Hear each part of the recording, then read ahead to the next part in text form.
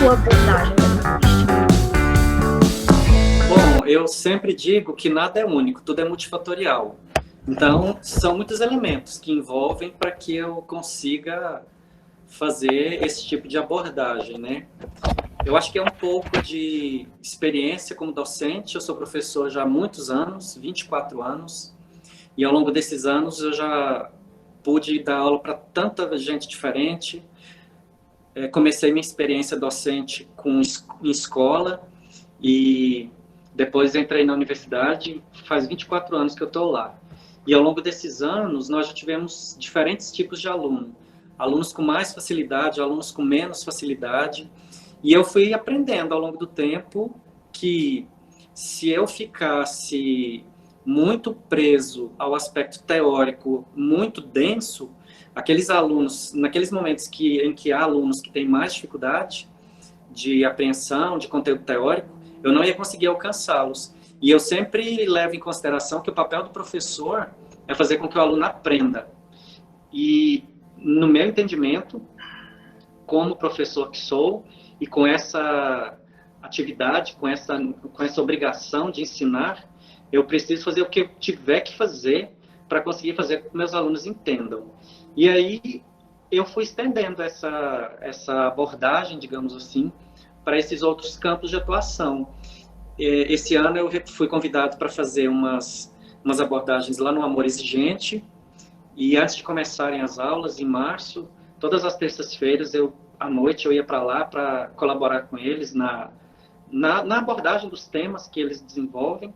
E lá foi, apesar de eu ter ficado pouco tempo lá, porque eu comecei aí no final de fevereiro, no meio de fevereiro, e aí logo começaram as nossas aulas, mas foi uma grande experiência, porque as pessoas que frequentam as reuniões do Amor Exigente são múltiplas, em todos os aspectos que você imaginar, tanto em nível etário, quanto econômico, quanto de escolaridade, é múltiplo.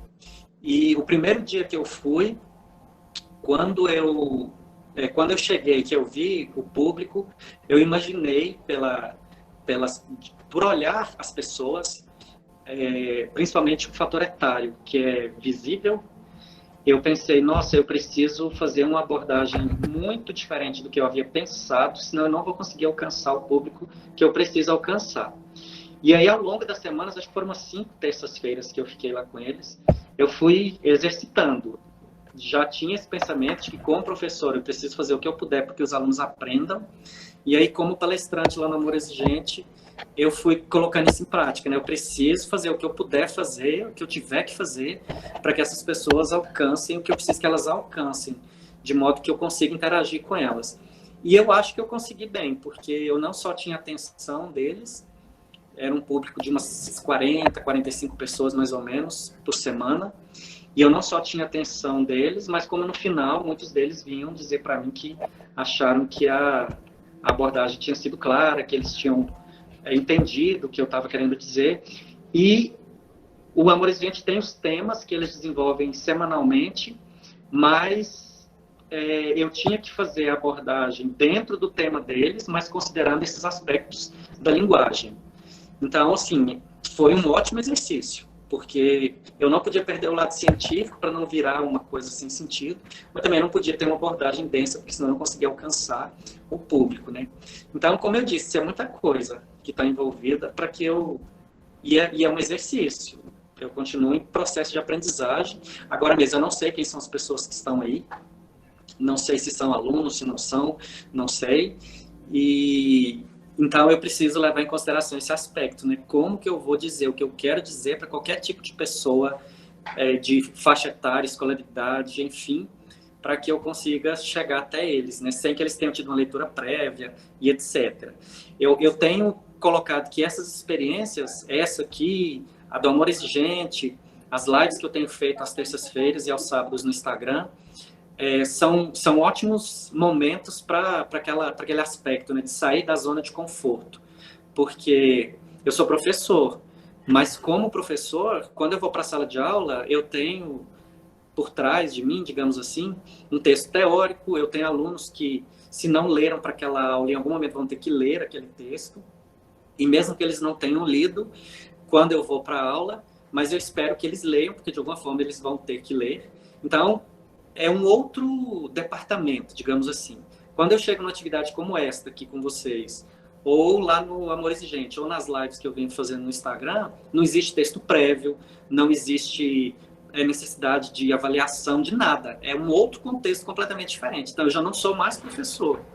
Eu já sou um abordador de temas, mas com uma abordagem diferente, justamente porque eu não tenho texto para leitura prévia das pessoas, dentre outros aspectos que fazem a nossa atividade docente ter a especificidade que tem, né? Então, perceba, são muitas coisas que estão por trás disso, e eu acho que, como eu falei no início, antes de começar, que nós estamos num momento bem interessante de desenvolver capacidades. E eu espero que todo mundo esteja aproveitando esse momento, né? Eu estou tentando aproveitar, vou falar um pouco também sobre isso, para que quando tudo isso passar, eu tenha adquirido uma outra ou outras tantas habilidades, né, que podem me ajudar, não só na minha vida pessoal, mas também na minha vida profissional. E aí você abriu um canal, né? Que é o Linguística Descomplicada. Você quer falar para as pessoas acessarem lá depois? Posso falar, talvez no final. Eu prefiro falar no final, porque talvez as pessoas ainda não tenham entrado, se você não se importar. Gente. Então, eu acho que a gente já tem um número de pessoas que dá para começar. Sim. E aí, à medida que as pessoas forem chegando, elas vão se ambientando à sua palestra. Mais uma vez, muito obrigada. É uma honra e uma alegria que você tenha topado vir e participar dessa atividade que eu propus. Você é um de trabalho querido que eu admiro profundamente. Obrigado, Tatiana. Bom, eu quero agradecer também você pela iniciativa, te parabenizar pela iniciativa de fazer com que nós fiquemos em casa, mas que esse ficar em casa seja produtivo e proveitoso, né? E, então, parabéns pela iniciativa do projeto. Eu espero que, quando tudo isso passar, essa atividade que você está propondo continue, talvez sob outro formato, mas que as pessoas possam ter essas oportunidades de não só passar algum tipo de conhecimento para quem está disposto, mas também nessa troca acabar aprendendo, inclusive, novas habilidades, né? Porque, como eu disse, estar aqui com vocês hoje não é a mesma coisa de estar lá na sala de aula quando eu estou ocupando o papel de professor. Eu quero agradecer a todos vocês que se inscreveram, que já estão aí presentes para essa conversa. Para quem não me conhece, eu sou o Silvio, sou professor do curso de Letras, Português e do mestrado em Educação. Eu sou doutor em Linguística Aplicada, sou mestre em Linguística e atualmente estou estudando Psicanálise na Escola Paulista de Psicanálise. E a abordagem que eu vou fazer aqui com vocês, ela visa mesclar alguns elementos dessas ciências que eu estudo. A minha principal fonte é a linguística, pelo fato de eu estudar isso há tantos anos já, mas eu tenho outras fontes que vêm junto com a linguística para poder colaborar nessa minha nova forma de abordagem. E essas outras áreas são a psicanálise, como eu disse, que sou estudante agora oficial, mas já estudo sozinho há muito tempo. Sempre foi uma área que me interessou, os assuntos sempre chamaram muito minha atenção. Eu faço análise como paciente há 15 anos, e ao longo desse período eu fui amadurecendo de alguma forma o meu conhecimento e despertando a minha curiosidade sobre a psicanálise e comecei a estudar sozinho, até neste ano resolver entrar oficialmente como estudante para ter uma certificação, para poder não só aprender mais, mas para poder ter suporte teórico para as abordagens que eu vou fazer, porque até então, quando eu dizia alguma coisa associada à psicanálise, era tudo com base em leituras, mas eu não tinha o suporte escolar, digamos assim, por trás, né? Que a partir de agora eu vou ter quando tiver certificação. Então, a gente vai falar sobre psicanálise, vai falar sobre neurolinguística, vai falar sobre física quântica nessa conversa de hoje. Eu penso de ficar uns 50 minutos falando para não ficar cansativo, para as pessoas não irem perdendo o interesse. E aí depois, conforme a Tatiana, que é a coordenadora do projeto, avaliar, a gente pode deixar um período para as pessoas perguntarem. Então, eu vou pedir para vocês guardarem as questões, porque se vocês escreverem agora, eu não vou ter como ler e responder, e elas talvez fiquem perdidas aí. E depois não tem uma resposta, né? Bom, eu pensei nessa abordagem por conta do momento que nós estamos vivendo, que é um momento muito sui generis. Eu vou fazer 46 anos daqui 2 meses e eu nunca tinha vivido uma experiência como essa que nós estamos vivendo agora. Sobre todos os aspectos, não só sobre o aspecto da doença em si, da quantidade de pessoas que têm morrido, mas de todas as circunstâncias que estão conectadas a isso, né? Inclusive as aulas estarem suspensas, não só as aulas da universidade, e nós estarmos com a indicação de ficarmos em casa. E aí, desde que começou esse período, eu comecei a ficar reflexivo em relação a isso, e ao longo desses meses, desses quase 3 meses, que nós estamos vivendo essa situação, muita coisa veio à minha cabeça. Então, assim, eu não tenho resposta para nada, naturalmente. Eu quero só colocar algumas questões para vocês, para a gente problematizar juntos e para nós refletirmos um pouco. E também uma forma de compartilhar com vocês os meus devaneios. Eu moro sozinho e ao longo desse período de quarentena, então a oportunidade que eu estou tendo de ficar dentro de casa comigo é bem maior do que já era antes, porque faz muito tempo que eu moro só, mas eu tinha as atividades na universidade e eu saía muito mais de casa, porque exercia outras tarefas pessoais, que agora estão suspensas. Então, eu chego a ficar 3 dias sem sair nem na porta da rua de casa, olho o movimento só pela janela, e tudo isso, então, me trouxe muitas reflexões. Uma reflexão inicial, talvez, seria assim, esse momento que nós estamos vivendo, uma reflexão que eu quero compartilhar com vocês. Esse momento que nós estamos vivendo, será que ele faz com que nós nos tornemos mais ou menos úteis? O que será que nós podemos oferecer de mais utilidade para esse momento? Não só para nós, mas para todo mundo, né? Para os grupos sociais dos quais nós fazemos parte. E aí o Sartre tem uma fala a respeito disso, ele diz assim: morremos quando deixamos de ser úteis. E essa história de se sentir útil ou se sentir inútil é bastante sério. Vocês devem ter visto pelo noticiário hoje que aquele ator, o Flávio Migliaccio, morreu e a morte dele foi mediante suicídio.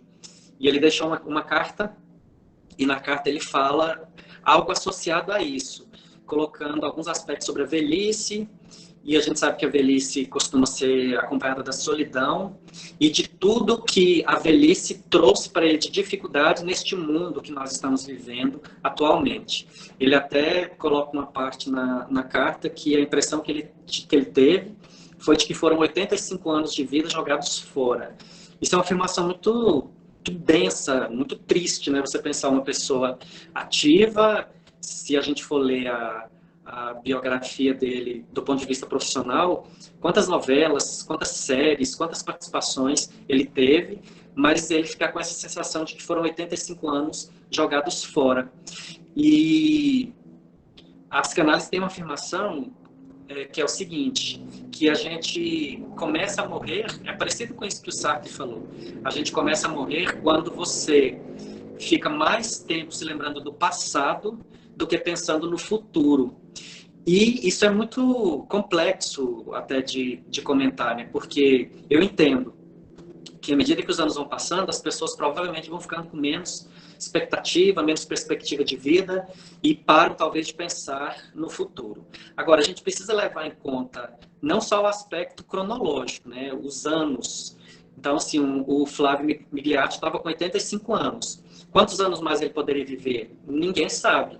Agora, esse sentimento de inutilidade que ele teve, que acabou talvez sendo um dos motivadores para ele cometer suicídio, pode ser justamente porque ele não conseguiu mais ver a possibilidade de continuar vivendo e de alguma forma sendo útil.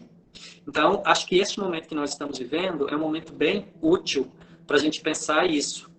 Na situação em que estamos, como cada um de nós pode ser útil?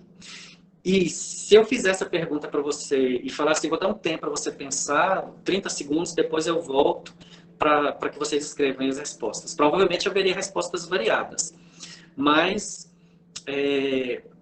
eu vou direcionar para um alinhamento a resposta justamente para seguir o raciocínio que eu planejei para esta fala.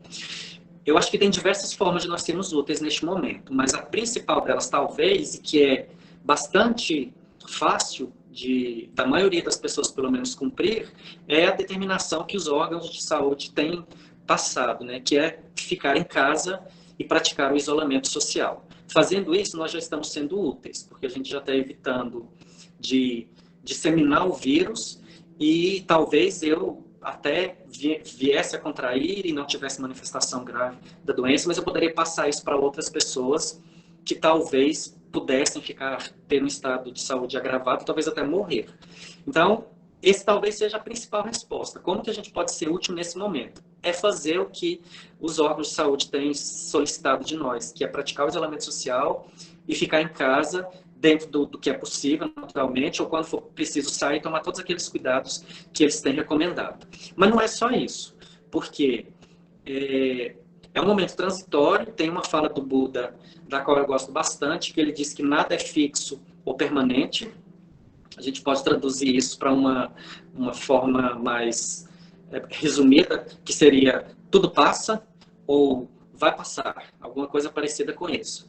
E então, se por acaso a gente não conseguir pensar numa forma de ser útil agora, vale a pena talvez a gente pensar numa forma de ser útil depois que isso tudo passar. Então, uma pergunta muito formulada em psicanálise, que a minha analista faz muitas vezes, já me fez muitas vezes ao longo desses 15 anos que eu sou paciente. O que você vai fazer com isso? Então, você tem determinada emoção dentro de si, e o que você vai fazer com isso? Então, o que nós estamos vivendo agora, quando tudo isso acabar, o que a gente vai fazer com isso? De que forma a gente vai conseguir administrar isso que está acontecendo agora, depois que isso passar, e quais são os benefícios, qual a utilidade que a gente vai trazer depois disso tudo, não só para si, mas também para os outros. Que seria uma outra pergunta, né? O que nós vamos fazer com isso depois que isso terminar? E aí, para responder essa pergunta, eu acho que a resposta parte de uma habilidade, de uma capacidade que só nós humanos temos, que é a capacidade de planejamento. Aí vocês podem dizer sim, mas os animais também planejam. Por exemplo, lá no hemisfério norte, nos Estados Unidos, no Canadá, onde existem ursos, eles planejam o tempo em que eles precisam comer absurdamente para poder guardar gordura para quando o inverno vier e eles entrarem no estado de hibernação, eles não se definharem, né? Precisam planejar isso. Pode até ser um planejamento, mas a gente sabe que é um planejamento determinado pela natureza, como se houvesse um programa da natureza para que ele faça aquilo. Ele não vai fazer nada diferente daquilo, porque existe essa determinação da natureza, né, digamos assim. Para nós humanos é diferente, porque nós somos os únicos animais que sabemos que vamos morrer, e embora o tempo não exista de fato, porque é uma invenção nossa, mas a gente tem uma perspectiva de que vai haver um amanhã, de que amanhã vai ser terça-feira, vai ser dia 5 de maio de 2020, etc. Então, neste momento, o que a gente vai fazer com isso? A gente pode pensar em planejar o que vai vir depois. E eu penso que a maioria das pessoas não fica pensando em tragédias, que acontecerão tragédias. Mesmo assim, se a gente for vivendo, que nem a música do Zeca Pagodinho, deixa a vida me levar, a vida leva eu, para nós humanos, isso não vai dar muito certo. Porque, como nós não temos esses programas que os animais têm, se houver uma intempérie, como está havendo agora, a gente pode ficar sem saber o que vai fazer. E agora? O que eu vou fazer com isso? Neste momento, e depois, o que eu vou fazer com isso depois que tudo isso passar, né? Então, pode ser um momento muito bom para a gente pensar em planejar, em planejamento. E eu fiquei durante 21 dias, do dia 1º de abril até o dia 21 de abril, todos os dias, eu mandava um e-mail para os meus alunos, os da graduação. Estou com 2 turmas de graduação nesse semestre, as 2 turmas deste semestre, as do ano passado, de 2019, e de 2018, uns 160 alunos, mais ou menos. Durante 21 dias, todos os dias, por volta de 11 horas da manhã, eu mandava um e-mail para eles, e nesse e-mail eu propunha um exercício de neurolinguística, cada dia era um exercício diferente, mas todos eles associados à atitude de agradecer. levando em conta os aspectos da neurolinguística, da psicanálise, da física quântica e dessas ciências sobre as quais eu falei há pouco com vocês.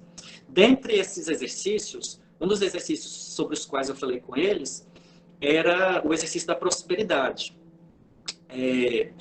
E aí, falei com eles rapidamente o conceito de prosperidade, a etimologia da palavra prosperidade, e comentei com eles que uma das formas para a gente ser próspero é você planejar. E para você ser próspero, não é só ter benesses financeiras. É também, mas não é só isso.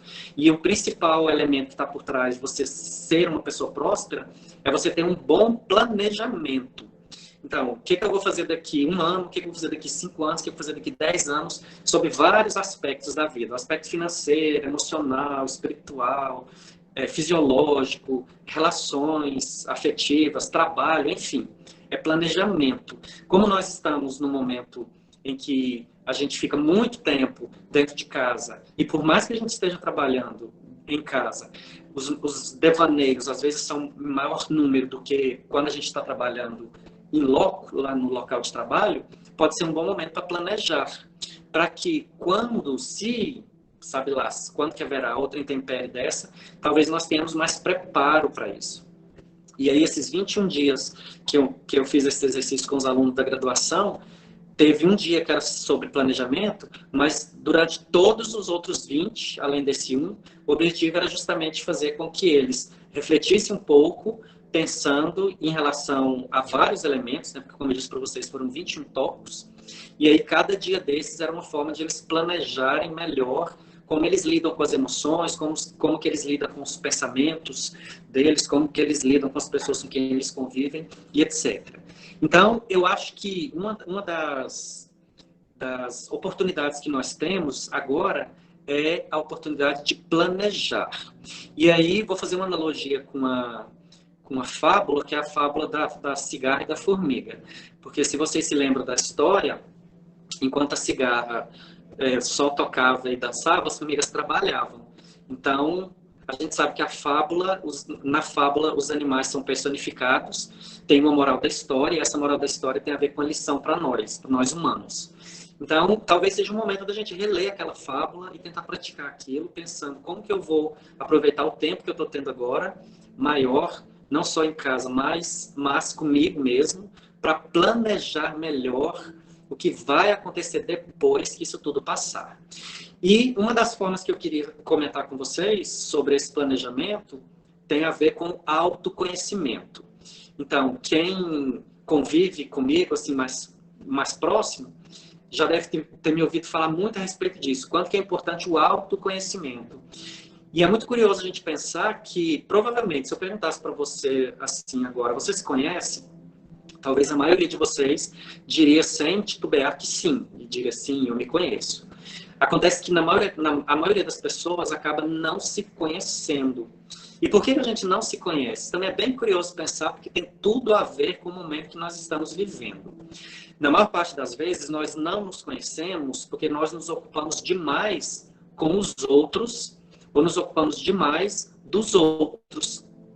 Com os outros, porque muita gente dedica muito mais da sua vida para outra pessoa do que para si.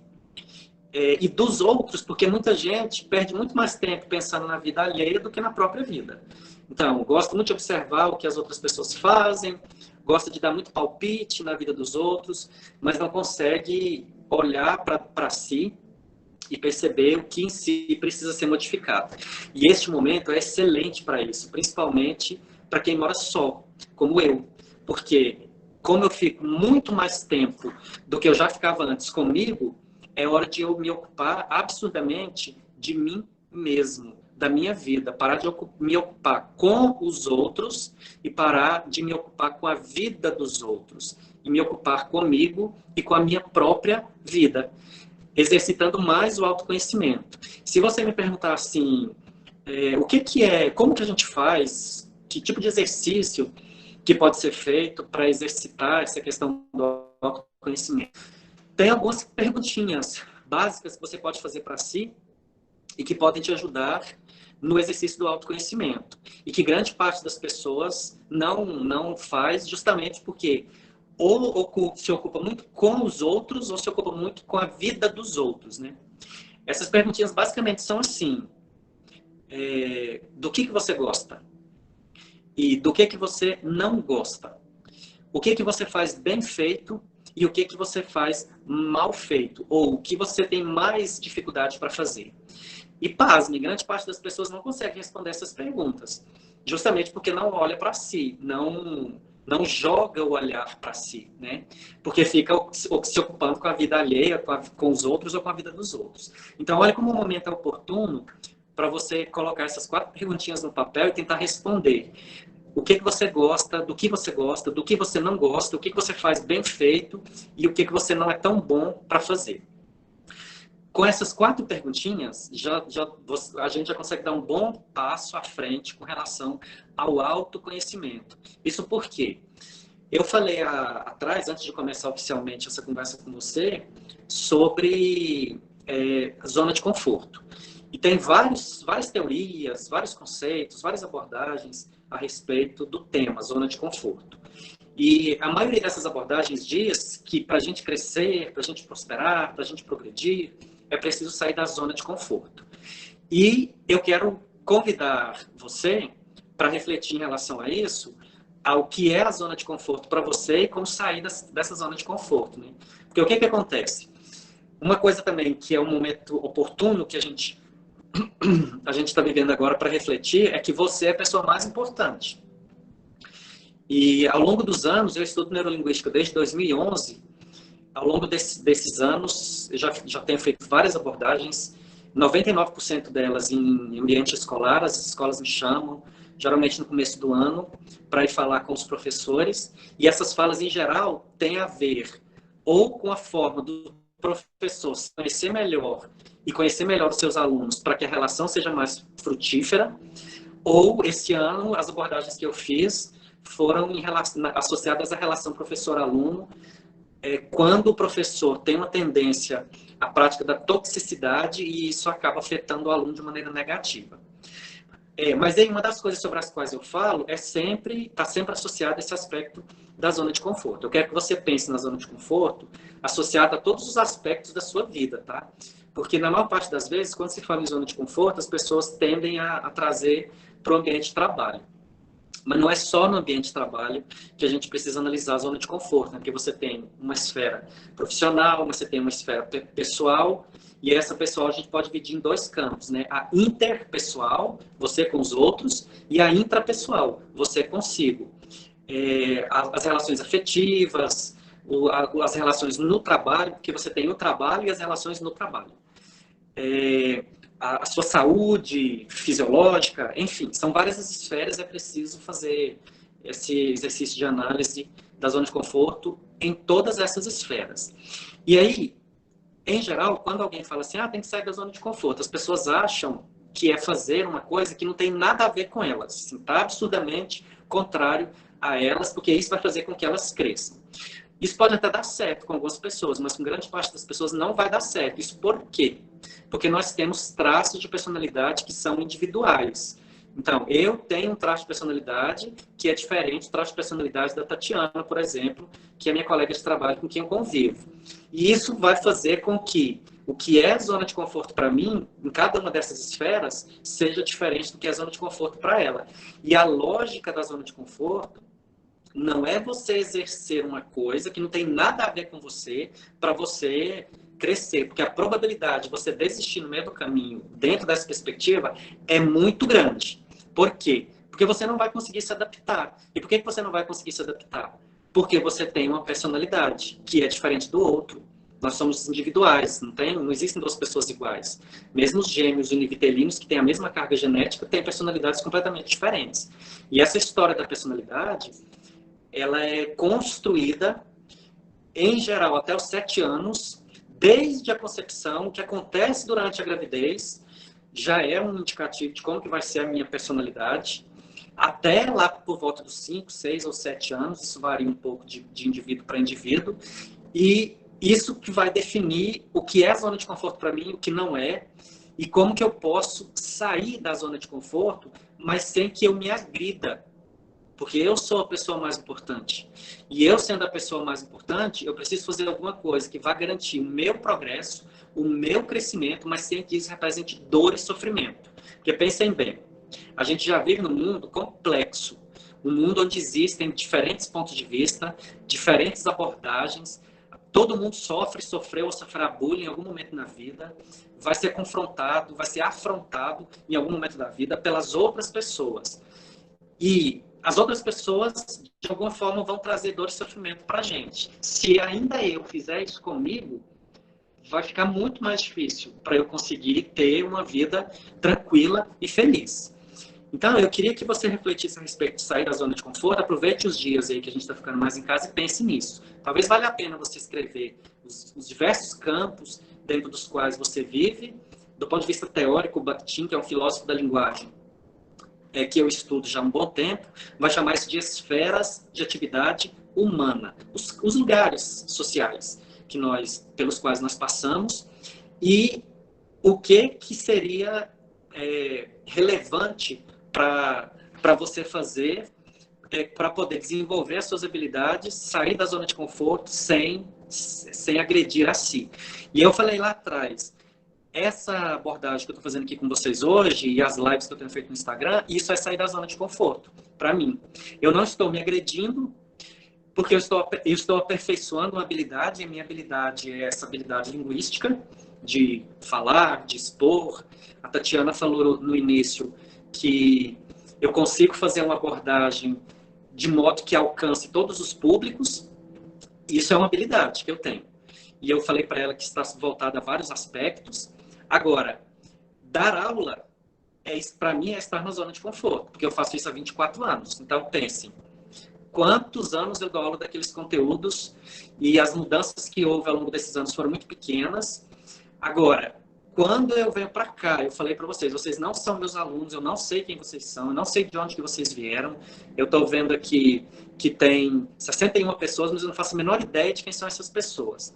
Quando eu venho aqui para falar a respeito disso, quando eu vou lá para o Instagram, que também as pessoas que estão lá são múltiplas, e eu preciso porque eu quero fazer essa abordagem com vocês, mas eu tenho que manter uma característica linguística, de modo que eu atinja todo mundo, eu saio da zona de conforto, porque é diferente. Eu não posso fazer aqui igual eu faço lá na sala de aula, porque eu não vou atingir o público que eu preciso atingir. E aí, a Tatiana tinha sugerido que eu falasse com vocês a respeito de um canal que eu abri lá no YouTube. É a mesma coisa, aquilo lá é sair da zona de conforto.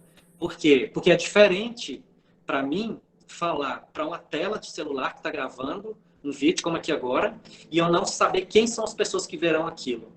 E essas pessoas, elas não têm uma leitura prévia, um material prévio, e eu preciso fazer com que elas entendam o que eu estou falando lá sem que haja necessidade de algum material prévio. Isso é sair da zona de conforto. Então, o que eu faço? Eu aperfeiçoo uma habilidade que eu já tenho, fazendo uma coisa diferente, adquirindo uma nova habilidade. E aí, dentro dessa nova habilidade, entra no outro aspecto sobre o qual eu quero falar com vocês, que é justamente, neste momento, o que eu posso fazer, aproveitar o momento que eu estou vivendo, para adquirir uma nova habilidade ou para aperfeiçoar as habilidades que eu já tenho, né? Vou falar da minha experiência pessoal, tá? Pensem nas experiências de vocês. Primeiro eu comecei com as lives no Instagram. A ideia era fazer só às terças-feiras. Depois eu quis fazer às terças e sábados. Depois, abri o canal lá no YouTube. Já tem, acho que, 8 vídeos, com média de 20 minutos, cada um, mais ou menos. Aí a Tatiana falou deste projeto, para a gente participar do projeto ao longo da quarentena. E lá do nosso curso, eu fui o primeiro a levantar o dedo. Falei, eu quero.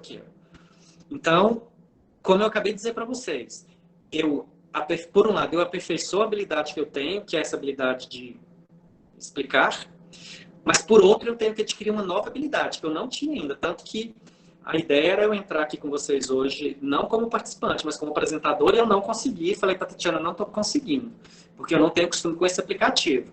Falta uma habilidade. Então, é a hora de eu aprender como lidar com essa habilidade para poder explorar o recurso tecnológico de forma eficiente.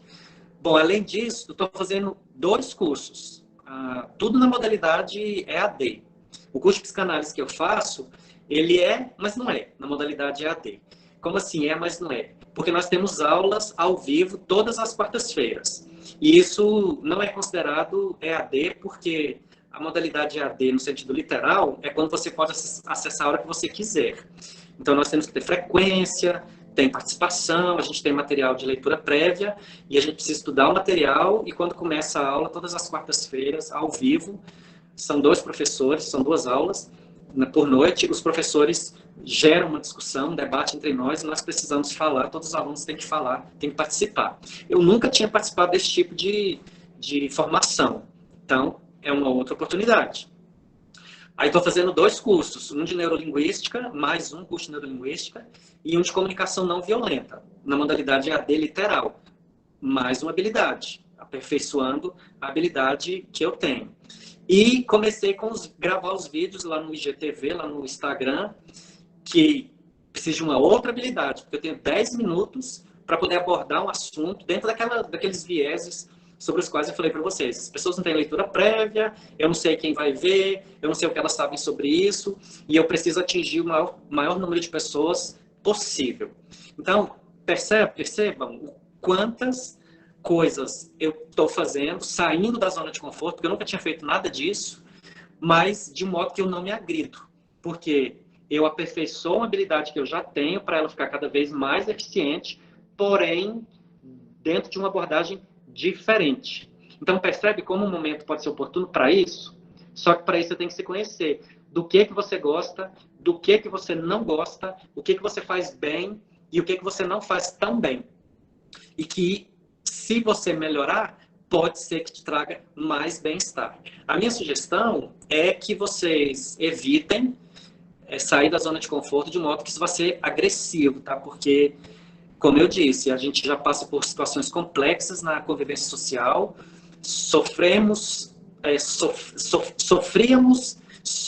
sofreremos bullying, afrontamento, confrontamento das pessoas, e se a gente mesmo fizer isso consigo, vai ser muito complicado. E aí, isso é um ótimo exercício de autoconhecimento, tá? Do que você gosta e do que você não gosta, o que você faz bem e o que você não faz bem. Isso aí, dentre outros fatores, porque nada é único, tudo é multifatorial, isso vai garantir que a gente tenha mais sucesso, mais êxito na vida. Porque quando você descobre o que você faz bem, e isso tem a ver com o propósito de vida, tá? O propósito de vida está associado a o que faz você levantar todos os dias da cama, de modo que você se levanta feliz e satisfeito. De modo que aquilo não é um sofrimento, aquilo não traz dor para você. Provavelmente é uma coisa que está associada a algo que você faz bem. Porque geralmente o que a gente faz bem é porque a gente gosta de fazer.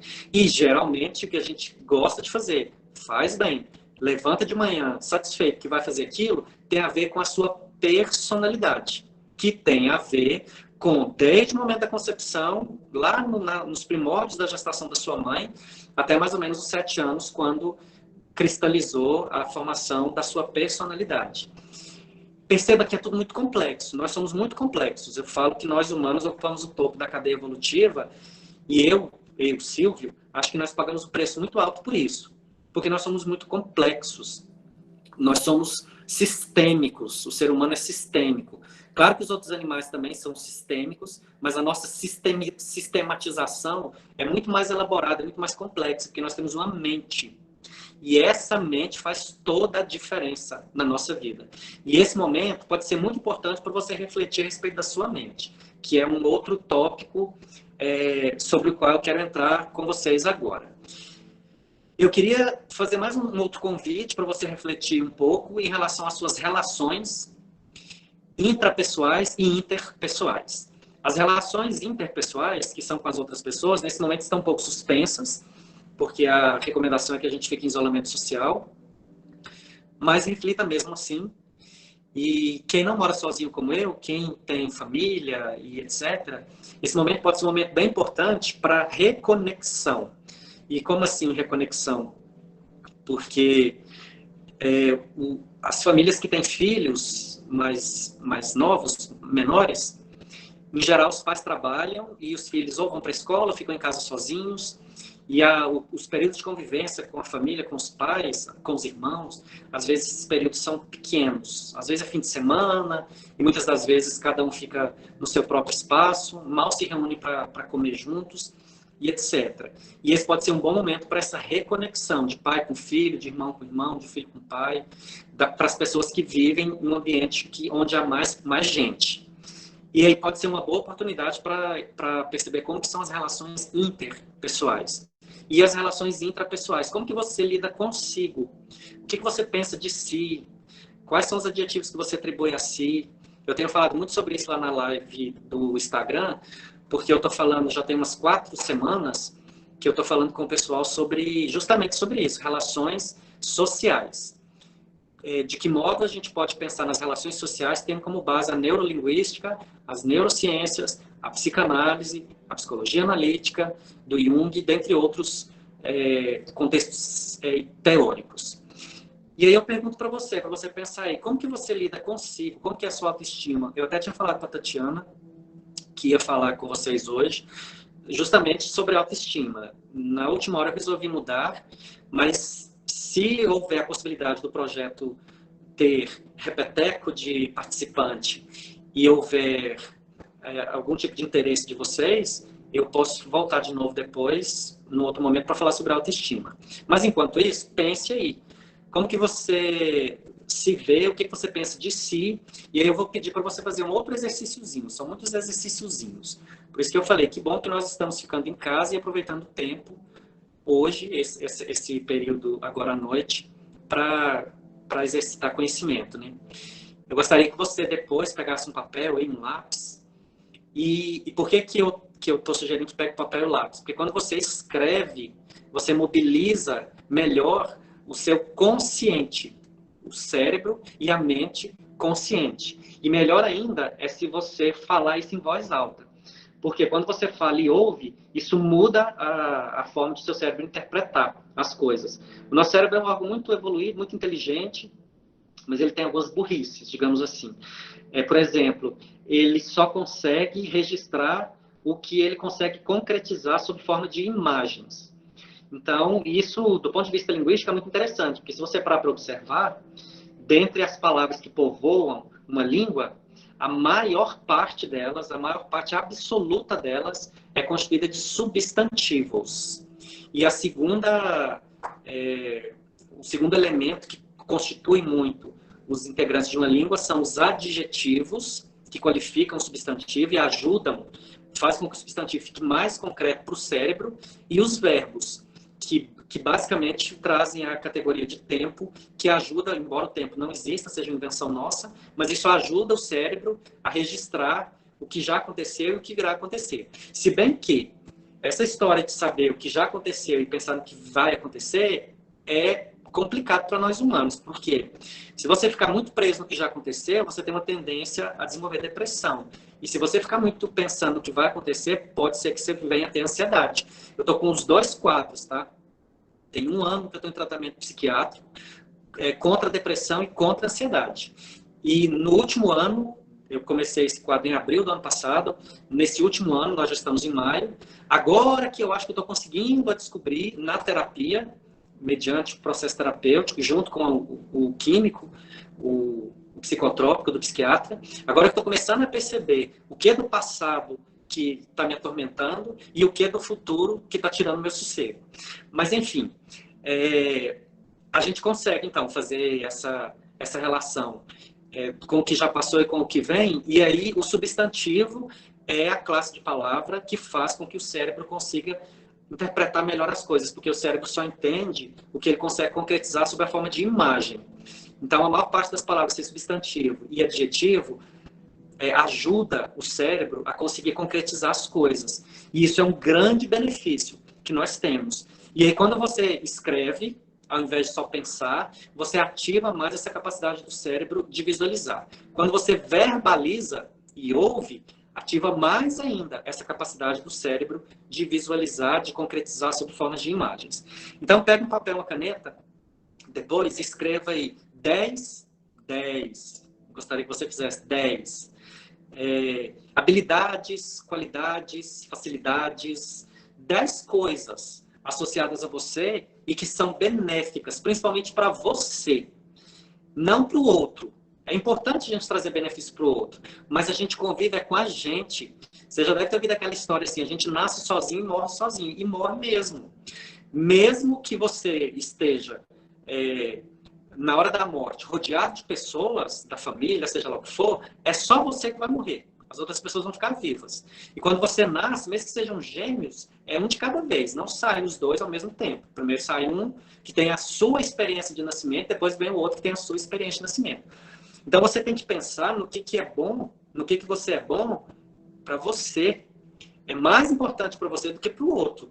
Pensa nisso e faz uma listinha com 10 elementos que você sabe que são benéficos de você para você mesmo. Depois você pode até pensar nos outros, mas pense primeiro em você. Isso não é egoísmo, isso é autoconhecimento e amor próprio. Eu sou a pessoa mais importante, você é a pessoa mais importante da sua vida. Então, pensa nisso. Como que está a sua relação consigo? E aí, uma outra coisa sobre isso, que é bem polêmica até, ancorada na psicanálise, é que talvez você seja uma dessas pessoas, ou talvez você conheça pessoas que têm essa característica sobre a qual eu vou falar agora, que é de não conseguir lidar bem com a solidão. Então, aquela pessoa que fala assim, eu não consigo ficar sozinha, eu tenho vergonha de comer sozinha, dentre outras coisas que demonstram que a pessoa tem dificuldade de ficar sozinha. Dentro da lógica da psicanálise, a Paula está dizendo que acha que não vai conseguir 10 habilidades. Tem que conseguir. Você tem muito mais do que 10 habilidades, Paula. Deve ter umas 50, com certeza. E aí tem que ser aquilo que você vê que é bom de você para você, tá? Não é de você para o Jean, não é de você para o seu filho, não é de você para os seus alunos.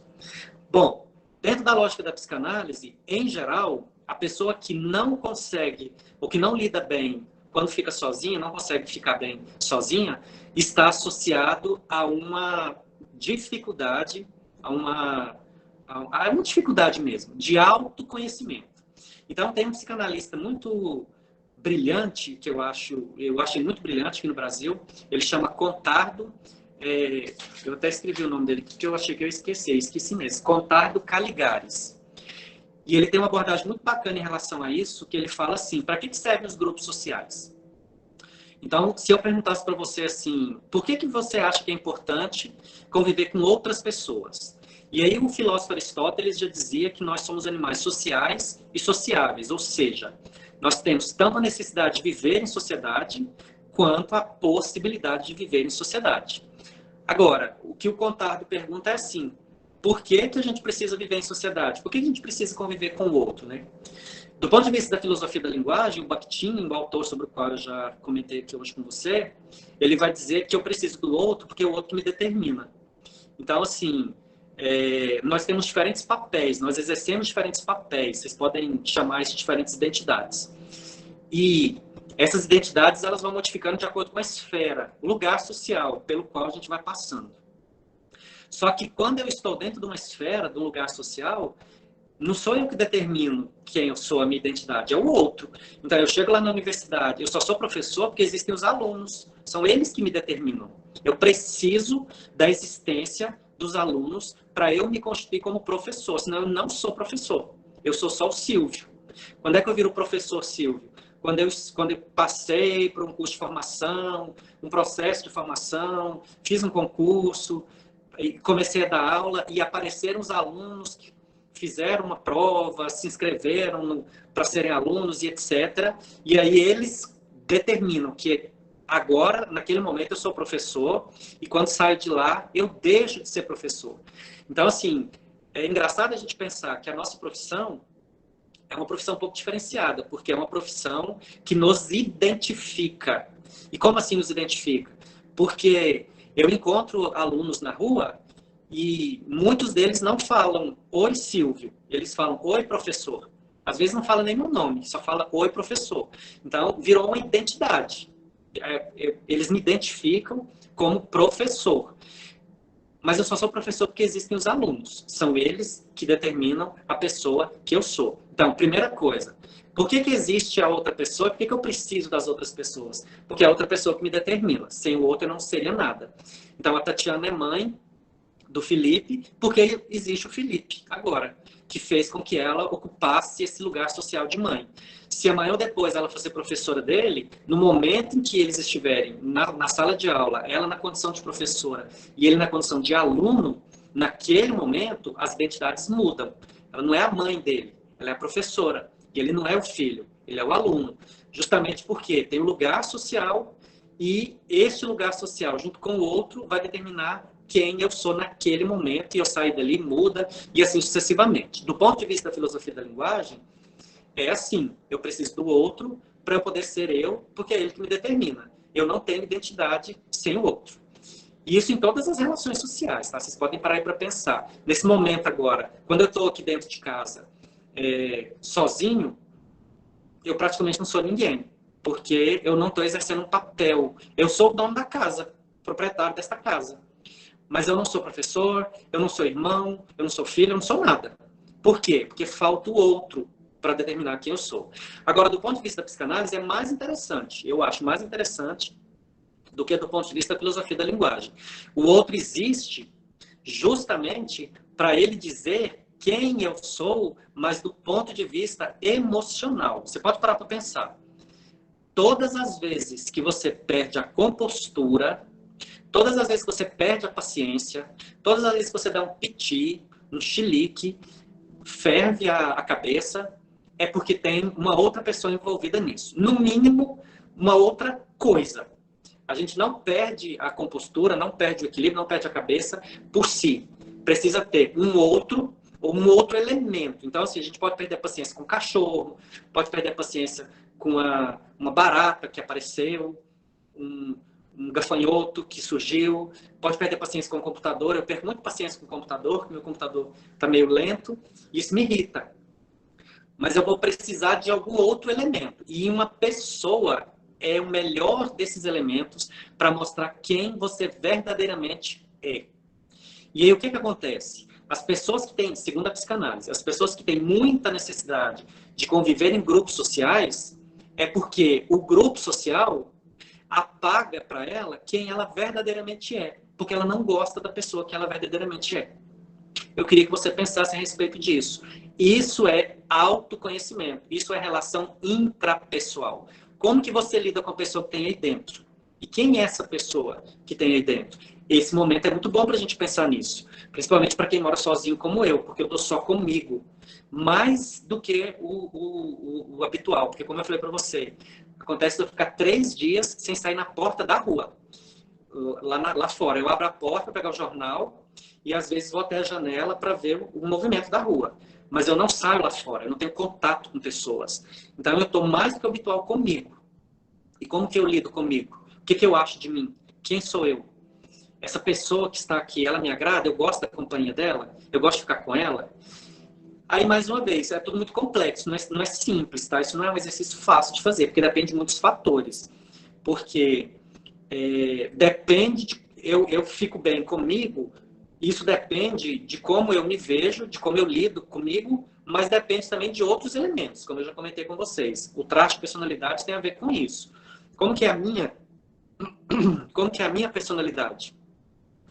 E aí, fazendo exercício de autoconhecimento, eu já sei como que é a minha personalidade, e eu sei que já consegui identificar de onde veio esse traço de personalidade durante o processo gestacional. Claro que eu não lembro, é óbvio, mas as histórias que a minha mãe me contou, do que aconteceu na gravidez, depois dela, e a partir das lembranças que eu tenho, e ao longo de 15 anos de processo terapêutico, eu já consegui traçar o perfil da minha personalidade. E já consigo entender por que eu sou assim e não assado. Por que eu tenho comportamento X e não Y. Isso é um processo demorado, mas a primeira forma de você começar a exercitar isso é agora. Então, você está sozinho, e o que você está achando disso? Como você está lidando com isso? Você tem muita necessidade de ficar em grupos sociais, por quê? E, em geral, a gente se associa a pessoas que são parecidas com a gente, né? Porque é mais confortável. Não é muito confortável ficar com pessoas que são muito diferentes. Uma diferença aqui, outra ali, pode ser benéfico, mas se for muito diferente, a gente não fica muito feliz. E por quê? Justamente porque essa pessoa que é tão diferente, que é tão igual a você, quando você está com ela, você esquece mais de si, porque provavelmente você é diferente daquele grupo, mas você não gosta dessa pessoa que você é quando você está sozinha. Então você vai para um grupo que provavelmente é diferente de você, porque você se sente bem ali, porque aquele grupo é diferente de você, e porque você não lida, é igual a você, e você não lida bem consigo. Isso é muito complexo. Eu imagino que talvez não esteja ficando muito claro para vocês. Mas eu gostaria que você pensasse a respeito disso. Resumindo só assim, o que você acha de ficar consigo? E a outra questão, como que você... por que você, se você tiver necessidade de sempre ter pessoas por perto, de onde que vem isso? Por que você tem necessidade? Essas pessoas com quem você gosta tanto de ficar perto, elas são iguais a você? Provavelmente. E provavelmente elas são iguais a você porque você é diferente daquilo, mas não aceita aquele diferente em si. É daí que vem aquela fala da psicanálise, que você já deve ter ouvido, que o homofóbico é um gay enrustido. A lógica é mais ou menos essa, tá? O que acontece? Provavelmente, ele tem um traço de personalidade que ele não admite em si. Então, não é bom ficar consigo. Então, ele se alia a um grupo que é igual ao que ele gostaria de ser, que é o grupo de homofóbicos, e sai por aí cometendo atrocidades. Tem muita coisa por trás disso. O processo é muito complexo. Tem muita coisa linguística por trás disso, tá? Porque nós somos os únicos animais linguísticos e somos moldados pela linguagem. Como eu falei para você, o cérebro trabalha com o que ele consegue visualizar de forma imagética. Fora isso, ele tem muita dificuldade, ele não consegue. Por isso que a maior parte das palavras que constituem a língua são substantivos e adjetivos. Então, olha como tem muito linguístico por trás da sua personalidade. Se você gosta de ficar sozinho, tem a ver com traço de personalidade, mas tem a ver com um comportamento linguístico de muitos anos com o qual você convive. Se você não gosta de ficar sozinho, tem a ver com a sua personalidade, mas tem a ver também com o comportamento linguístico. Tem a ver com muita coisa, porque tudo é multifatorial. O grupo social, como que foi a sua família, quais as crenças que sua família tem, que crenças que eles instalaram na sua cabeça. Este momento é um momento oportuno para a gente pensar sobre tudo isso. Eu acho que a grande lição que nós podemos tirar desse momento é o ficar consigo para o autoconhecimento. E para encerrar, porque já está dando 1 hora, eu não quero estender para não cansar vocês, eu queria só falar um pouco, voltar a falar um pouco a respeito das habilidades. Então, assim, o grupo social do qual eu faço parte é o grupo docente. Nós da universidade não estamos fazendo aulas remotas, mas os meus colegas professores de escola estão. Eu tenho uma irmã que é professora de rede pública e de rede privada aqui na cidade, e ambas as escolas estão com as aulas remotas. E nas vezes que eu converso com ela, ela sempre relata para mim a dificuldade que ela teve no início até conseguir se acostumando, porque era um tipo de recurso tecnológico que ela nunca tinha utilizado. Então, olha o momento bom para a gente, como eu falei lá atrás, para a gente aprender novas habilidades. Pode ser, isso é coisa da minha cabeça, tá? Vocês não precisam viajar na minha maionese, mas talvez valha a pena nós pensarmos juntos sobre isso. Pode ser que daqui para frente, daqui para um tempo não muito distante, a gente vai ter muito mais necessidade de domínio sobre os recursos tecnológicos do que tinha antes. E esse momento pode ser um bom momento para a gente fazer um estágio, digamos assim, no uso desses recursos tecnológicos, para poder explorar melhor isso. Porque o que acontece? Existe um conceito teórico chamado letramento, que é basicamente o que você faz com a letra. Você é alfabetizado, você consegue ler e escrever com propriedade. Mas o que você faz com isso? Como que você usa a letra?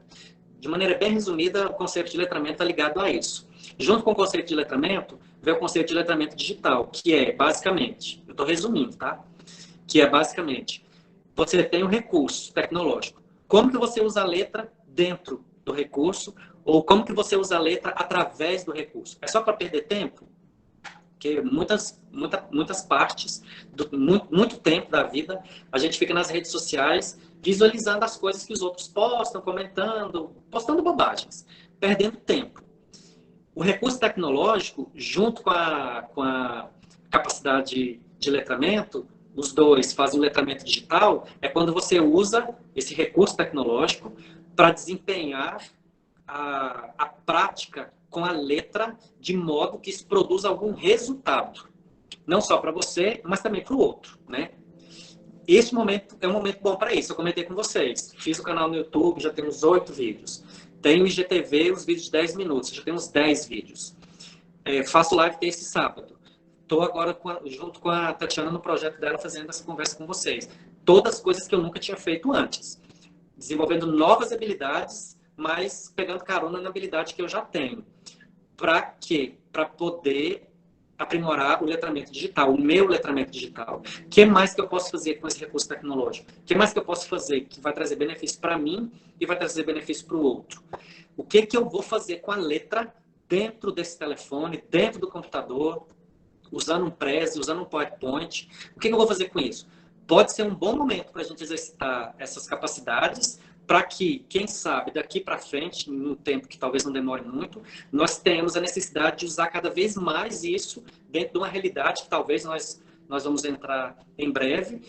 E as pessoas que não estão aproveitando esse momento para explorar esses recursos, pode ser que elas venham a ter mais dificuldade com isso, porque de uma hora para outra elas vão ter que utilizar o recurso e elas não souberam, não aproveitaram o tempo que tiveram para isso. Então, de repente, o fato de nós não podermos estar reunidos socialmente, além de ser uma boa oportunidade para a gente se conhecer melhor, para a gente se reconectar com as pessoas da nossa família, pode ser um bom momento para você aprender a usar melhor esse recurso tecnológico, desenvolvendo o seu letramento digital, para não só, a partir daqui, usar mais, mas, de repente, quem sabe, a gente vai entrar num momento em que vai ser exigido de nós muito mais domínio sobre isso, e a gente está agora num estágio, a gente está podendo fazer isso, aprender a explorar todas as possibilidades que tem. Ontem eu gravei um videozinho para pôr lá no YouTube, e até então não tinha usado nenhuma ferramenta de edição. Ontem eu já tive que usar, não tinha ainda precisado, precisei. Estou em processo de aprender como é que edita o vídeo para poder tirar uma parte ou outra para ele ficar melhor.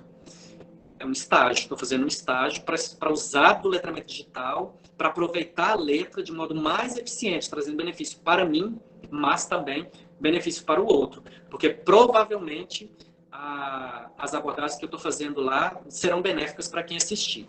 E aí uma outra coisa, agora é a última mesmo, prometo, que eu queria comentar com você em relação às reações que de repente você pode estar tendo neste momento. O que você está achando de tudo que está acontecendo? Você está tranquilo? Você está apreensivo? Você está ansioso? Você está triste? O que está acontecendo? E aí, claro que essas reações são individuais, porque, como eu disse, nós somos individuais. E aí a percepção que eu tenho do que está acontecendo agora é diferente da cada um de vocês, com toda certeza. Mas o que eu quero chamar a atenção de vocês é o seguinte: a reação que você tem ao que acontece na sua vida, independente do momento, tem a ver com a percepção que você tem do mundo. Como que você percebe o mundo? O que você acha do mundo? Esta percepção vai ser determinante para a reação que você tem frente às intempéries da vida. E aí, por exemplo, uma questão que pode estar atormentando muita gente nesse momento é a ansiedade. E a ansiedade está muito ligada a um receio que as pessoas têm do que pode vir a acontecer, porque talvez elas não saibam o que vai acontecer. Do ponto de vista psicanalítico, a ansiedade tem a ver com um desequilíbrio na fase oral, no momento do amamentar. Aquela mãe que, de alguma forma, proibiu a amamentação, ela quebrou, na formação da personalidade da criança, a segurança que o ato de amamentar traz para aquele indivíduo. Essa pessoa vai ser muito mais ansiosa. Por quê? Porque falta aquele conforto, aquele aconchego, aquele consolo do momento do amamentar que a mãe passa para o filho e que vai ser determinante para que ele tenha uma personalidade, uma pessoa mais segura com relação ao que vai acontecer. Então, crianças que foram bruscamente afastadas do amamentar, principalmente o amamentar materno, é que tem tendência a ser mais ansiosas. Agora não tem mais o que fazer, porque não tem como voltar mais. Então precisa resolver isso. Como que você vai lidar com essa ansiedade, com essa insegurança que vem lá do início, para você poder ir daqui para frente sem sofrer tanto, né? Bom, eu vou parar porque já tem 1 hora e eu tinha prometido não ultrapassar isso. E aí acho que eu deixo sei lá, uns 10 minutos, caso vocês queiram fazer alguma colocação. E aí, mais uma vez, eu quero agradecer a Tatiana pela iniciativa, excelente iniciativa, porque nos oportuniza praticar o letramento digital, sair da zona de conforto, mas também aperfeiçoar as nossas habilidades, porque provavelmente todo mundo que se dispôs a participar do projeto com ela tem as práticas têm a ver com habilidades da pessoa e provavelmente tem a ver com a saída da zona de conforto, né? Então, ela traz benefícios para nós, para todos nós, para vocês, mas também para nós que estamos participando dentro desses elementos, né? E também uma oportunidade para a gente exercitar essas novas habilidades, né? Usar o Google Meet, participar dessa sala com tantas pessoas, enfim. E aí eu quero falar para vocês, se vocês quiserem me seguir no Instagram, o meu perfil é ssilva1974. ssilva1974. Eu tenho feito lives às terças e sábados às 19 horas, só que quando terminar a quarentena, vai ficar só no sábado, porque eu dou aula terça à noite. E se vocês quiserem me procurar lá no YouTube, por enquanto, os vídeos que tem lá são só de linguística, mas eu vou fazer uma série associada à neurolinguística, tá? O nome do canal é Linguística Descomplicada. Então, por enquanto, os vídeos têm sido só sobre linguística, mas eu vou fazer uma série sobre aspectos da neurolinguística que talvez interesse vocês. Então, Tatiana, vamos deixar aí uns 10 minutinhos para ver se as pessoas querem se manifestar. O que você acha?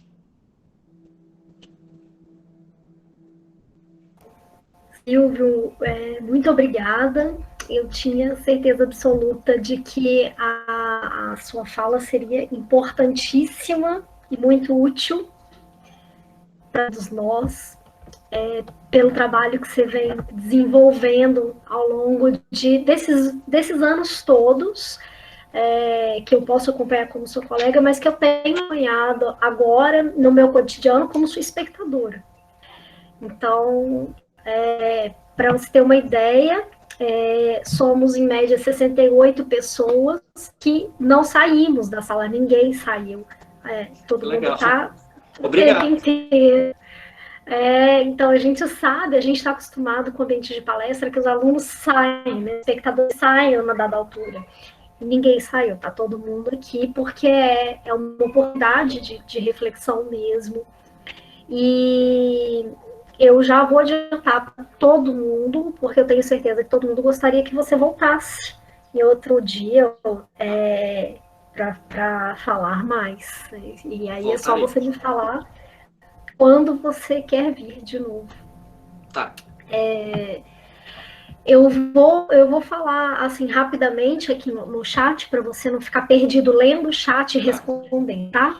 Por favor. Eu tenho feito isso com o pessoal, eu acho que fica mais dinâmico. A gente tem série de... à medida que você foi falando, eu acho que você foi incomodando as pessoas, no sentido de tirá-las do seu comodismo. E todo mundo já foi, de alguma maneira, se manifestando. Então, a gente tem algumas participações, né? A Andréia Loureiro, falando: a busca pelo autoconhecimento é um hábito que deve ser praticado. Os benefícios são incríveis, tanto para a saúde física e mental. Sem dúvida. A Tatiana Diello, falando que anotou, né, aquelas 4 habilidades. O Delídio: sou um que preocupa muito mais com os outros do que comigo mesmo. A Viviane, a dada altura, tinha pedido só para você falar um pouquinho mais próximo, mas você falou. Sim. Érica Yamalchi: sempre pensei em zona de conforto aliada à renúncia e, de certa forma, sofrer para alcançar algo ainda não atingido. A reflexão de crescer e progredir sem necessariamente sofrer. O conceito de zona de conforto geralmente é esse mesmo. Uma pessoa acha que para sair da zona de conforto ela tem que sofrer. Mas isso é uma atitude muito sádica, né? Porque você já, em geral, você já sofre nas relações sociais. Uma pessoa ou outra vai te trazer dor e sofrimento. E aí você ainda vai fazer isso consigo, a vida vai ficar muito difícil. A tendência da pessoa entrar em quadro de depressão nesse aspecto é muito grande. Eu queria só fazer um parêntese. É que você disse que alguém disse aí que, em geral, ele pensa mais nos outros do que nele mesmo. Isso tem a ver com traço de personalidade também, tá? Durante o período que a personalidade está sendo formada, as coisas que acontecem são determinantes para que a pessoa tenha esse tipo de comportamento, desde de pensar em si para pensar no outro. Então, pode ser que aconteceu alguma coisa com ele durante esse período de mais ou menos 7 anos, que foi determinante para que ele tivesse esse tipo de comportamento, de pensar mais no outro, de não querer decepcionar o outro, de não querer magoar o outro, mesmo que isso traga para ele algum tipo de dor e sofrimento. Tem que fazer terapia para reverter isso. A Amelioene disse que sair da zona de conforto é um desconforto. Acredito que esse momento que vivenciamos é mesmo oportuno para o autoconhecimento, exercício que no corre-corre é negligenciado. Um exercício interessante nesse período também pode ser redigir um memorial, algo que organize o que já passou, fazendo uma ligação com o seu objetivo no futuro. Diários reflexivos, falou, né? Diários reflexivos são ótimas estratégias psicanalíticas, tá? As pessoas antigamente tinham esse hábito de fazer diário. Hoje em dia parece que não existe isso mais, mas é um ótimo exercício. Porque, como eu disse, quando você escreve, você muda a forma do seu cérebro encarar a coisa. Quando você fala, muda mais ainda. Por isso que a análise é importante.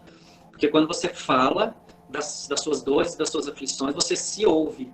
E ao se ouvir, você ajuda o seu cérebro a visualizar aquilo de um modo mais concreto.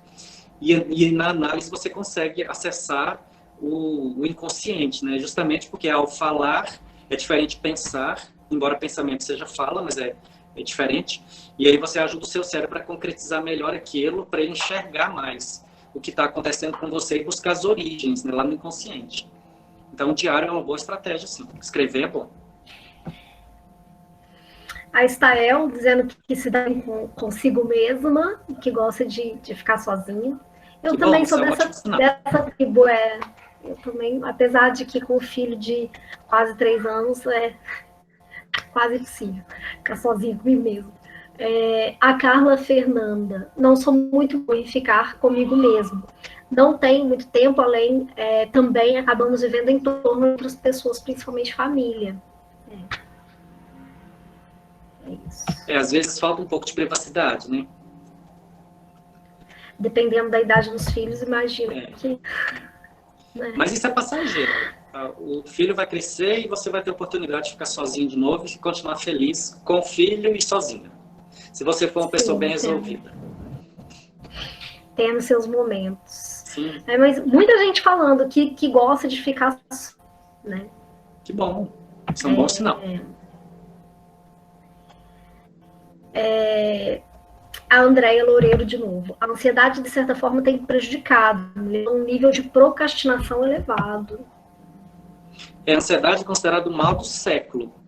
E, como eu falei, a ansiedade provavelmente tem a ver com o que aconteceu durante o período de amamentação, que agora não dá para voltar mais, mas precisa resolver isso. Precisava, talvez, um processo terapêutico, identificar, conversar com a mãe, se ela ainda estiver por aqui, para ela contar o que aconteceu. Só identificar o que aconteceu não resolve o caso, tem que trazer isso à tona e o que o Freud chama, né, elaborar isso para poder conseguir resolver. O processo terapêutico pode ajudar. Talvez demore uns anos, mas ajuda. Terapia tem que ter paciência. Com a vida, né? A Débora Conceição agradecendo. Eu que agradeço a todos. A Bárbara Batistelli te agradecendo. A Maísa parabenizando. A Leomar parabenizando. A Carla, a Andréia. A Tatiana Dielo. O Rodrigo Mesquita te parabenizando também. A Janine, a Andréia, a Renata, Sibeli, Braulio, a Rafaela Ferreira Lima, a Vivi Ferreira, a Deila também. O Emerson está aqui. Também dizendo que foi muito bom te ouvir, dizendo que a sua fala ajudou. A Cristiane de Fátima também. A Adriana Aparecida. A Simone. Ai, Peraí, agora pulou, um monte de gente escreveu de uma vez, o negócio pulou aqui. As pessoas dizendo que passou rápido a palestra. O Braulio disse assim: temos tido tempo de redescobertas, reconhecimentos, a um tempo de oportunidades. Ah, ela é a Alciene, está usando, aluna do terceiro período de pedagogia, está usando outro perfil. A família disse: o ser útil exercitando as recomendações dos órgãos de saúde. Que foi o que você falou, né? Ficar em casa. Sim, exatamente. Fique em casa.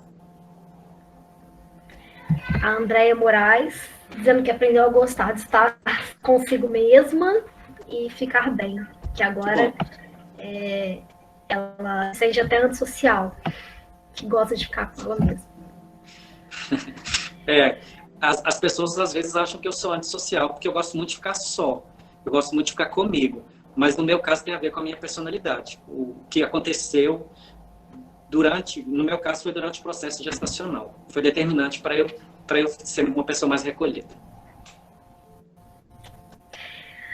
A Simone Cesário, ela está dizendo assim: eu sou Simone Cesário, sou pedagoga formada pela UFJ e não conhecia o professor somente por nome. Agora ficou conhecendo mesmo à distância. Adorei participar dessa live e me trouxe informações ótimas. Obrigada pela oportunidade. Obrigado, Simone. Prazer te conhecer. Pena que eu não te vi também. Vai ter tempo. A Daniela Rezende, também te aplaudindo. A Ana Loren, agradecendo. Tauan, agradecendo. O Nicolas. Silvio, como sempre, nos fazendo refletir para o bem. Fabi, Nicolas e Shirley atentos aqui. A Rubiana, muito interessante o posicionamento de que nossas reações têm a ver com o que pensamos sobre o mundo. Muito agradecido. E o Devair, Benedita, gratidão. Silvio, ótimas reflexões. Alguém tem alguma pergunta? Pode se manifestar.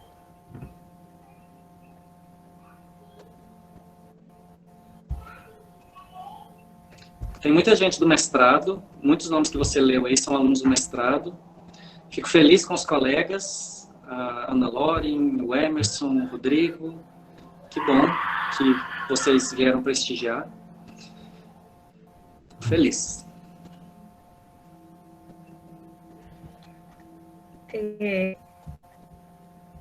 O Fábio Gomes agora, né? Parabéns, professor Silvio, sua fala. Me parabenizando pelo projeto, muito obrigado. Estou tendo muitas reflexões aqui. Gostaria de perguntar se há alguma dica de neurolinguística para lidar com bloqueios criativos. Há uma dica. Só que para conseguir reverter o bloqueio criativo, primeiro precisa identificar o que causa o bloqueio criativo.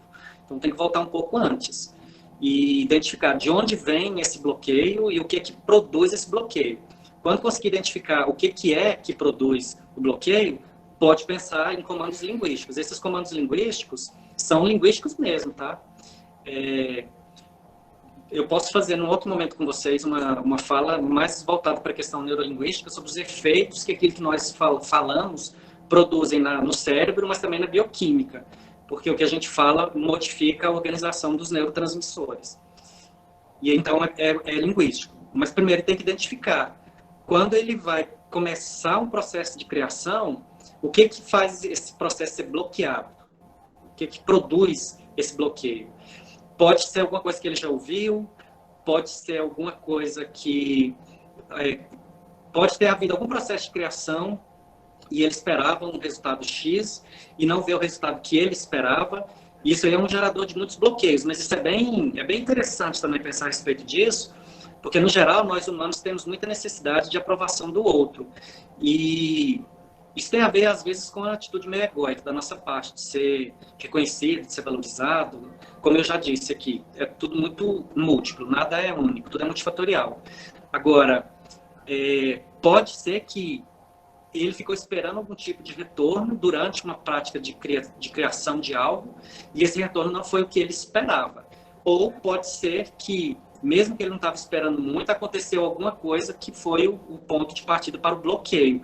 Agora, em 99% das vezes, o que aconteceu foi linguístico.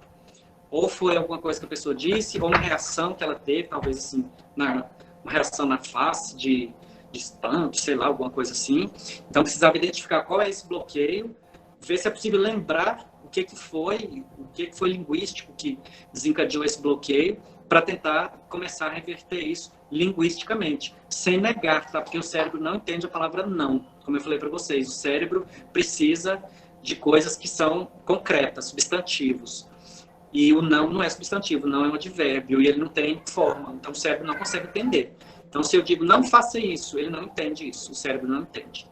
Então, tem que descobrir o bloqueio, ver se ele é linguístico, e provavelmente é, para poder começar a tentar reverter isso. É um exercício. Interessante. O Delídio perguntando, o que fazer para suportar certas pessoas quando não se pode ficar longe delas? É uma boa pergunta. E quando eu falei há pouco que a gente espera muita aprovação dos outros, isso depende da personalidade, tá? Porque tem gente que, pela personalidade, tem mais necessidade de aceitação.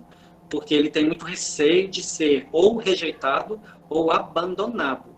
E isso tem a ver, no caso da rejeição, principalmente com o período gestacional, o que aconteceu com a mãe, que pode ter gerado naquela criança o sentimento de que ele era rejeitado. E a outra coisa que faz, às vezes, a gente esperar mais dos outros é na fase anal. Pode ser que tenha havido alguma situação desagradável para a criança durante a fase anal, em que ela se sentiu humilhada, em que ela se sentiu arrasada, porque os pais fizeram alguma coisa com ela durante aquele período de produção das fezes, e isso pode fazer com que ela fique com mais necessidade de esperar a aprovação alheia. Agora, a convivência com o outro é muito complexa, porque existem pessoas tóxicas. Essas pessoas tóxicas a gente tem que anulá-las. Nem sempre é possível, principalmente quando a pessoa é de dentro de casa, mas o ideal é evitar o máximo possível o contato. Fazer um bloqueio, assim. E com relação às opiniões, é usar duas letras, que são as melhores letras que existem no alfabeto. T, de Tadeu, e A. E a palavra é tá. Você é enjoado? Tá. Você é feio? Tá. Você é gordo? Tá. Você é viado? Tá. Tá. A pessoa pode pensar o que ela quiser, a meu respeito. Viver é mais fácil do que parece, tá?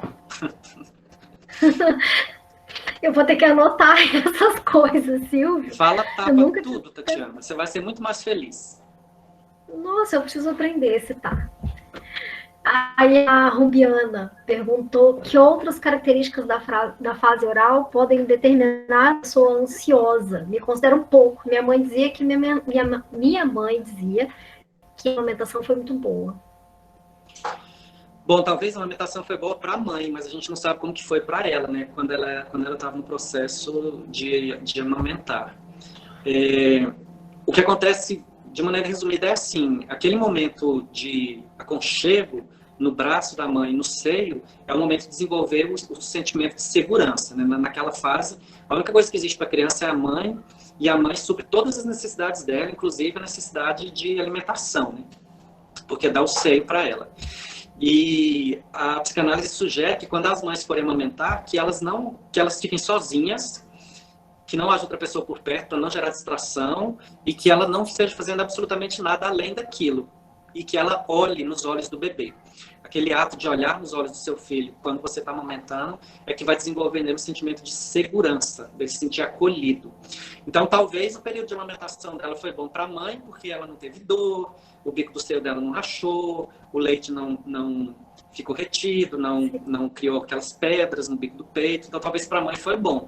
Mas agora a gente não sabe, né? Como que era a relação dessa mãe com a filha durante o ato em si, o que aconteceu em volta, quem que estava por perto. E tem uma outra questão também, assim, que às vezes, que é uma outra perturbação, digamos assim, da fase oral. A criança chora, e aí como ela não sabe dizer o que está acontecendo, a mãe acha que ela está com fome e dá o peito, mas ela não está com fome. ela está com dor, ou ela está com a fralda molhada e está desconfortável, ela não precisa comer. E a mãe acha que quer comer e dá o peito, ou dá um chá, alguma coisa assim. Isso também pode gerar bloqueio na fase oral, porque isso dá uma tendência às pessoas a serem gordas. Porque quando aquela criança sentiu uma necessidade, que não era de pôr uma coisa na boca, ela ganhou uma coisa na boca. Na personalidade dela, ao longo da vida, vai acontecer em grande parte das vezes, não é padrão, tá? Mas em grande parte das vezes, quando ela sentir uma necessidade, uma carência afetiva, ela vai pôr alguma coisa na boca. Então vai comer. Você já deve ter ouvido aquela pessoa que fala assim: ah, eu como de ansiosa que sou. Eu não estou com fome, mas preciso pôr alguma coisa na boca. Provavelmente tem alguma carência naquele momento, e lá atrás, quando a criança tinha uma necessidade, a tendência da mãe era pôr alguma coisa na boca dela. Hoje em dia a pessoa põe a coisa na boca, para poder resolver, ver se resolve, mas não resolve. Porque da mesma forma que lá atrás ela precisava de trocar a fralda, não era de comer, agora ela não precisa de comer, ela precisa de outra coisa. Então, mais uma vez, pode ter sido bom para a mãe, mas a gente não sabe como que foi para a filha, né? Isso pode sim gerar ansiedade por essa falta de contato, né? Principalmente o olho da mãe no olho do filho. Pode observar, quando o neném está mamando, ele fica vidrado na mãe. E geralmente, grande parte das mães, infelizmente, não percebe isso, né? Que tinha que perceber.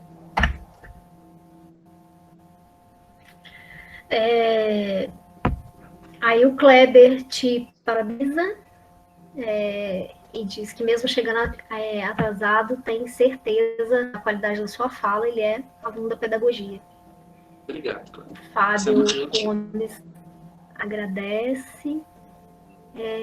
A Laura Lima fez uma pergunta que não terminou, se você viu o workshop de alguém, mas a frase dela não terminou.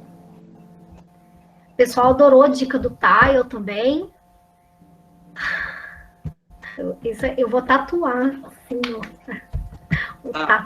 a Tatiana Dielo, muito obrigada. E eu queria convidar todos os nossos colegas que estão aqui a participar, né, a vir também contribuir. Laura Lima coloca assim: corpo explica? Explica. Quem entende, tem um psicanalista que ele começou a estudar psicanálise com Freud, mas ele acabou indo para outro alinhamento, porque o Freud era uma pessoa de uma convivência muito complicada. Todas as pessoas que conviveram com ele diziam isso, que ele era muito complicado. Chamado Reich, e o Reich tem uma concepção teórica ligada muito a isso, a formação da personalidade. E aí depois os sucessores do Reich foram mais a fundo nisso, e existe sim um estudo a respeito das formas do corpo associadas a traços de personalidade e a explicação da psicanálise para isso. Então o corpo explica sim. A minha cabeçona, por exemplo, e os meus braços e pernas finos tem a ver com a minha personalidade, que tem a ver com o que aconteceu quando eu estava lá dentro da barriguinha da mamãe. A Raila diz assim: gosto dessa ideia destacada a respeito de identificar qualidades em si para si, em seu próprio benefício. E também sobre identificar o seu propósito, o que nos causa empolgar na vida. Jamais deveríamos deixar de pensar assim e sempre estimular isso cotidianamente para viver. É isso aí. Diz que, agora eu não lembro quem que falou, não sei se foi o Jung, mas que existem 2 momentos importantes na vida da gente: quando a gente nasce e quando a gente descobre o propósito de vida. São os 2 momentos-chave da vida de alguma pessoa. Agora eu vi a pergunta da Laura, se eu vi o workshop O Corpo Explica. Eu não vi, mas eu conheço o trabalho do pessoal do Corpo Explica, mas eu não vi o workshop. Eles trabalham dentro dessa linha do Reich, que eu falei há pouco. Acima disso, o Kleber Rosa. Professor, comecei esse ano a trabalhar como apoio e um aluno que eu ajudo não tem carinho em casa e nem incentivo em casa. Ele me confessou que na casa dele todos dizem que ele é burro, não adianta cola. Isso, ele acaba aceitando essa imposição. Como posso reverter esse pensamento na cabeça dele? O que acontece é que em casa estão sendo instaladas crenças limitantes, de menos capacidade, menos habilidade. O que vai acontecer é que provavelmente ele vai levar essas crenças adiante, porque o que acontece dentro de casa é muito marcante. Eu costumo dizer que família é o primeiro grupo social do qual a gente faz parte. Pode ser muito bom, mas pode ser horrível. A experiência com a família tóxica pode marcar negativamente a vida de uma pessoa durante um bom tempo, até ela conseguir se libertar daquilo. O que ele pode fazer é tentar fazer com que o garotinho perceba as qualidades que ele tem. E lá nas lives que eu tenho feito no Instagram, ao longo desses dias, uma das coisas sobre as quais eu tenho falado dentro das relações sociais é sobre ferramentas de persuasão, para que você se conecte com a pessoa linguisticamente. E uma dessas ferramentas, muito fácil e muito eficiente, é o elogio. Então, ele descobrir quais são as qualidades que esse menininho tem e levantar essas qualidades com ele. Agora, o elogio ele só faz efeito do ponto de vista neurolinguístico se eu fizer o elogio e disser por que eu estou fazendo aquilo. Tipo assim, se eu disser para alguém, vou usar um exemplo simplório, mas só para não estender. Vamos dizer que eu vejo que uma pessoa está com uma roupa e eu acho que ela ficou bem com aquela roupa. Se eu só disser para ela assim, você ficou muito bem com essa roupa, não faz tanto efeito. Para fazer mais efeito de conexão do ponto de vista neurolinguístico, eu tenho que dizer por quê. E esse porquê não pode ser mentiroso, porque a outra pessoa pode perceber que você está ludibriando. Tem que ser uma coisa que você ache verdadeiramente que é e faça a outra pessoa perceber que é possível que aquilo seja verdade mesmo. Então, do tipo, você ficou muito bem com essa roupa porque a cor dela realça a cor da sua pele e do seu cabelo, por exemplo. Um exemplinho meio tosquinho, mas só para vocês entenderem. Então, descobrir as qualidades desse menino, que ele tem, deve ter umas 50, pelo menos, e começar a elogiar isso nele, dizer por quê. Eu gosto muito disso em você, por quê? Isso pode fazer com que ele comece a mudar o programa. E é tudo linguístico, tá? Essas crenças, elas são instaladas na nossa mente linguisticamente. Por isso que linguagem é uma ferramenta poderosa. O Aristóteles dizia que nós não precisamos de dentes, garras e asas como os outros animais, porque nós temos o recurso mais necessário para nós humanos, que é justamente a linguagem. Então, ele pode fazer isso, vai ajudar.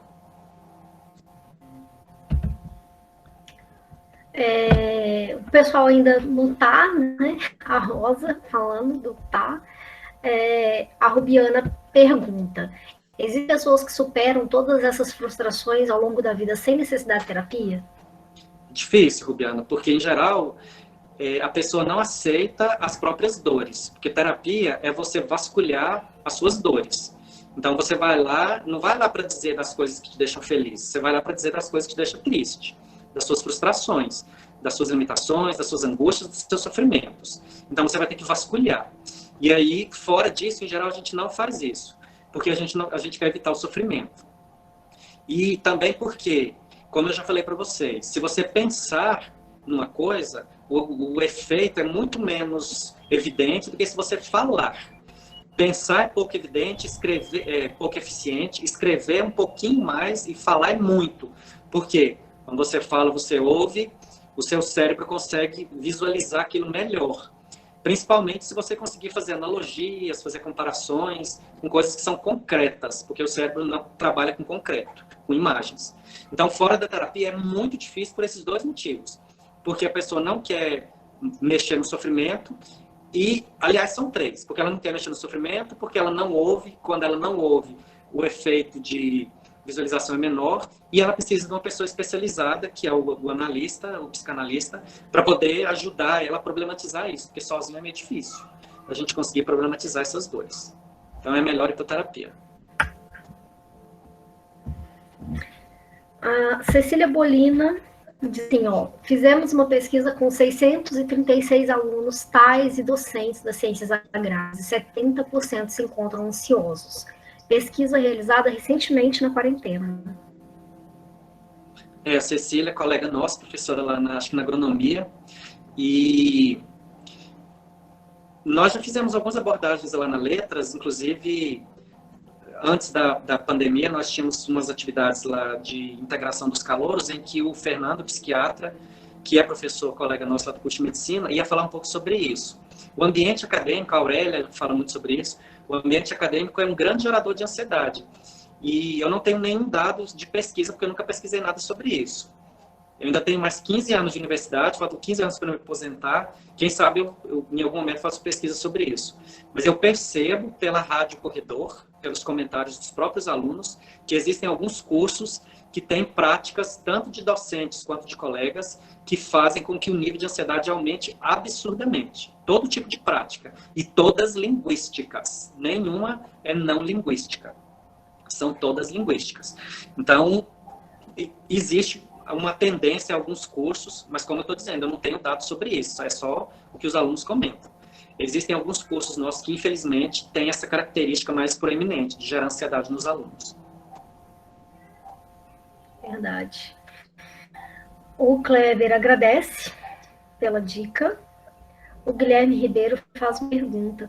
Professor, como podemos lidar com as discussões e problemáticas das redes sociais quando elas nos afetam emocionalmente? A resposta é mais simples do que parece, Guilherme, só que depende muito de como que você percebe as coisas. Porque lembra, as reações que nós temos frente às coisas, elas dependem da percepção que você tem sobre as coisas. Então, ou é dizer tá, as pessoas podem pensar o que elas quiserem e elas podem dizer o que elas quiserem.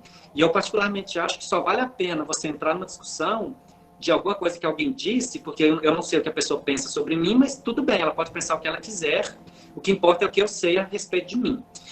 Eu acho que só vale a pena entrar num debate com relação ao que a pessoa disse quando isso fere a sua integridade, a sua idoneidade, a sua moral, que o Código Penal até tem penalidade para isso. Fora isso, eu considero que não vale a pena, você só vai se desgastar e vai acabar gastando a sua capacidade linguística em algo que não vai te trazer benefício.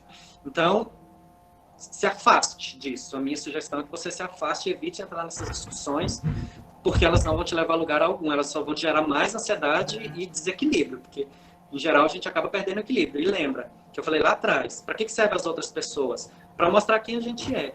Então, quando a pessoa me desequilibra, a tendência é a gente culpar o outro. Não.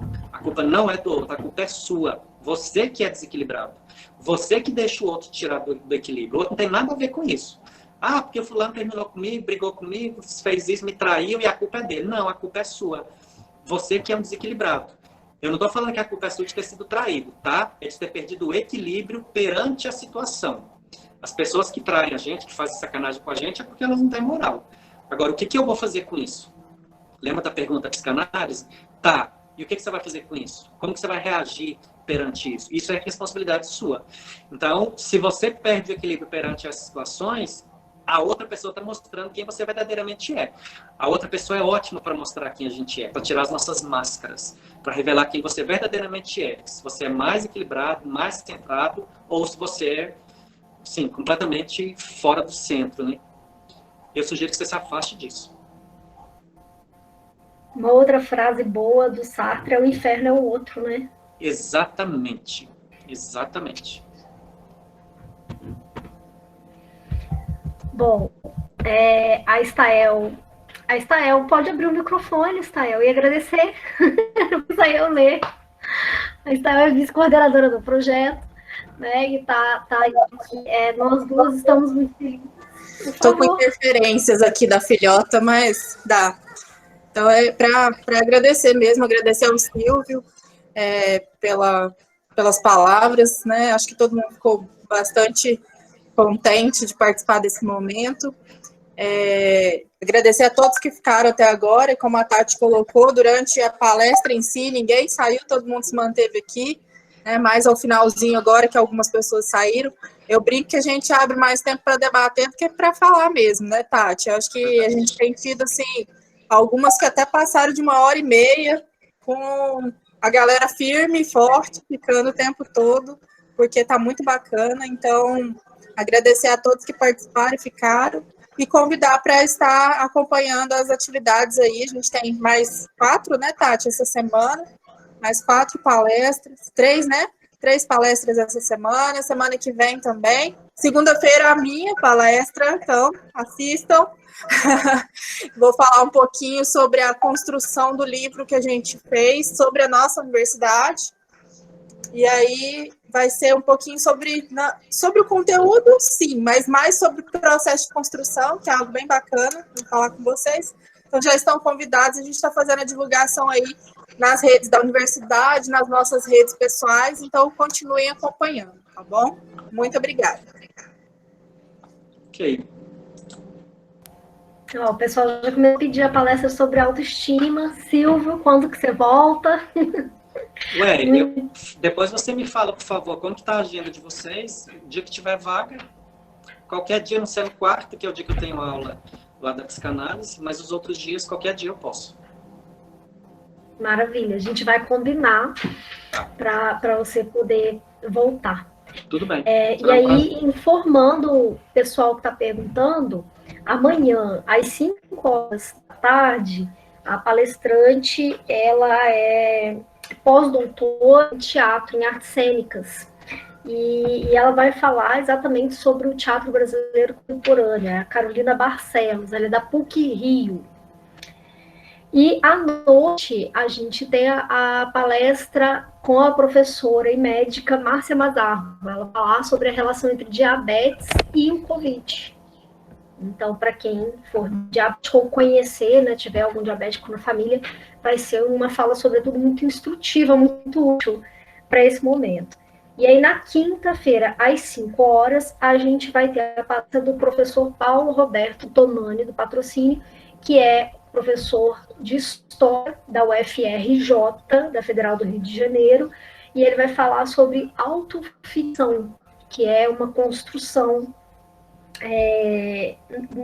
ficcional, né, de literatura sobre si mesmo. Então, é essa a nossa programação para essa semana, e a gente vai informando, principalmente fiquem de olho no Instagram UFJ Oficial e no Instagram da PROEC, que elas estão fazendo atualização diariamente das palestras, e eu estou pedindo também para mandar no e-mail institucional. E é isso, Silvio, mais uma vez, muito obrigada. Obrigado pela oportunidade a todos que ficaram aí. Um prazer enorme te ouvir. Traz um equilíbrio, uma segurança, assim. Obrigada. Obrigada a todo mundo que ficou, aos colegas. Obrigada, Estael, por mais essa. E vamos aprender juntos. Vamos passar por isso juntos. Sim. Para ser mais suave, mais leve para todo mundo. É isso aí. E fiquem em casa. Fiquemos em casa. Até a próxima, até amanhã. Então, tchau, pessoal, obrigada, até amanhã.